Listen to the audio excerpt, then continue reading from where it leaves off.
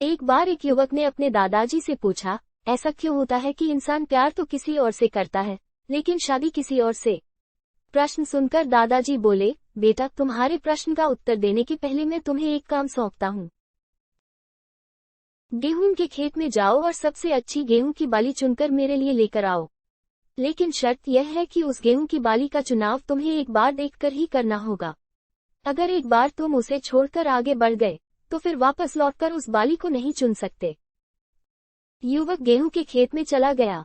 वहां वह गेहूं की बालियों का मुआयना करने लगा। कई बालियां देखने के बाद उसे एक बहुत ही अच्छी गेहूं की बाली दिखाई पड़ी।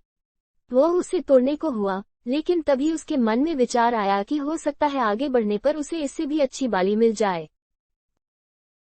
इसलिए वह उसे बिना तोड़े आगे बढ़ गया। कुछ दूर आगे जाने पर उसे एक और अच्छी गेहूं की बाली दिखाई पड़ी, लेकिन पुनः उसके मन में वही विचार आया कि शायद आगे उसे इससे भी अच्छी गेहूं की बालियां मिल जाए, और वह फिर से आगे बढ़ गया।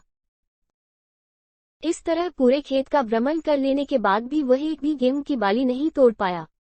खेत के अंतिम छोर में पहुंचने पर उसे समझ आया कि जो बालियां उसे पहले दिखाई पड़ी थी, वे बेहतर थी, लेकिन शर्त अनुसार अब वह वापस नहीं जा सकता था। अतः वह खाली हाथ ही अपने दादाजी के पास वापस आ गया। पूछने पर उसने सारा वृतांत सुना दिया।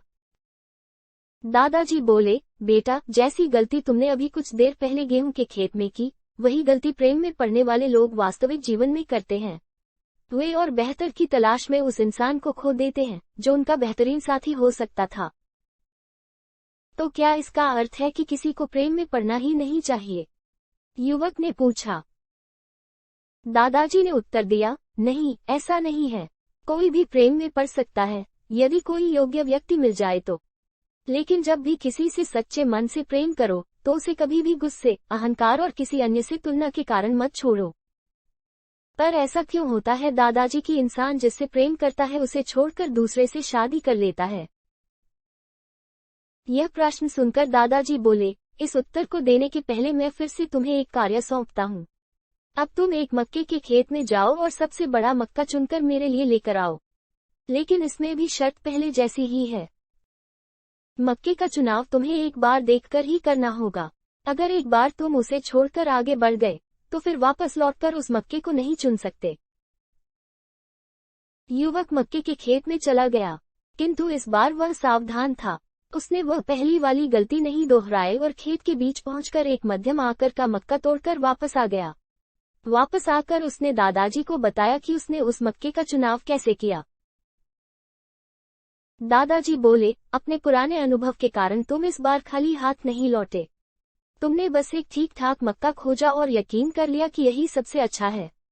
वास्तविक जीवन में भी लोग इसी तरह अपने पुराने अनुभव से सीख लेकर अपनी शादी के लिए चुनाव करते हैं। दादाजी की बात सुनकर युवक दुविधा में पड़ गया।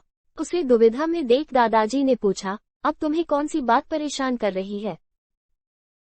दादाजी, आपकी बात सुनने के बाद मैं सोच रहा हूँ कि क्या बेहतर है, जिससे प्यार करते हैं उससे शादी करना या जिससे शादी की है उससे प्यार करना? बेटा, ये तो तुम पर निर्भर करता है, दादाजी ने उत्तर दिया।